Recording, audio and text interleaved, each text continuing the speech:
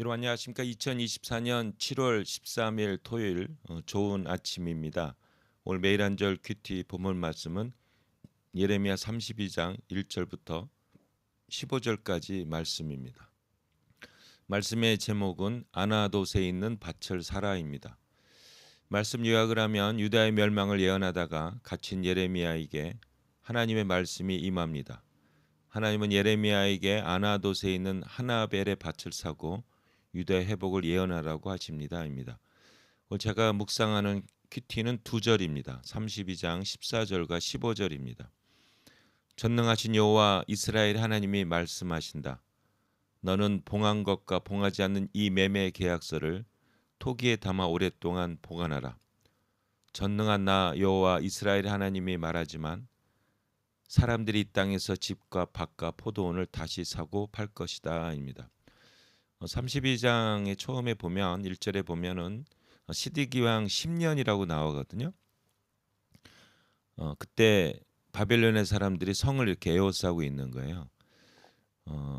시드기왕 11년에 BC 586년에 유다가 멸망하게 됩니다. 예루살렘 성이 바벨론의 손에 넘어가게 되죠. 바로 그 1년 동안 느부갓네살 왕이 2년 동안 그 성을 이렇게 유다 성을 이렇게 둘러싸고 있었대요. 그러니까 10년, 11년, 2년.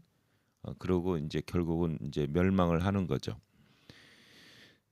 그런데 오늘 그 하나벨 이게 조카죠. 하나벨이 하여튼 그 친척 그 하나벨의 밭을 삽니다. 그러니까 하나벨이 이미 이제 그 아나돗은 바벨론에서는 넘어갔죠. 이제 그 땅을 예레미야에게 팝니다.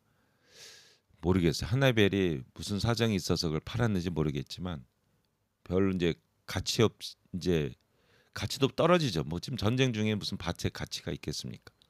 근데 그거를 이제 예레미야에게 사라고 하는 겁니다. 그러니까 예레미야가 하나님께서 예레미야에게 그것을 정당한 가격을 주고 사게끔 해요.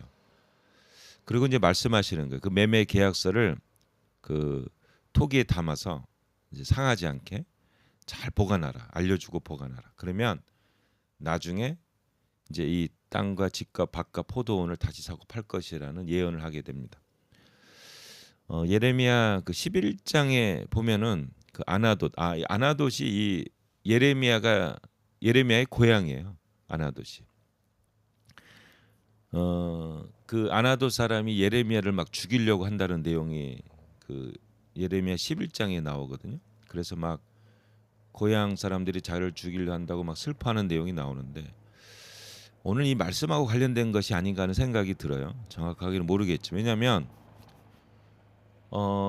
이렇게 생각할 수 있죠. 와 이게 예레미야가 이제 바벨론에게 멸망한다 하면서 이러니까 이제 그 밭의 가격 떨어뜨려 놓고 이렇게 사는 거 아닌가 뭐 이런 생각이 들 수도 있잖아요. 야 예레미야가 밭을 샀대. 아니 그 예레미야가 뭐 우리 멸망한다고 해놓고 밭을 샀대. 이런 나쁜 놈. 가격 떨어놓고 우리 아나도 명예 떨어뜨리고 그리고 밭을 사. 올릴 거 생각하고 뭐 이런 식으로 막 오해한 것이 아닌가 하는 생각이 듭니다. 하여튼 여기서 중요한 건 뭐냐면 하나님의 소망이죠. 하나님이 약속과 소망, 하나님이 반드시 회복시키겠다는 약속.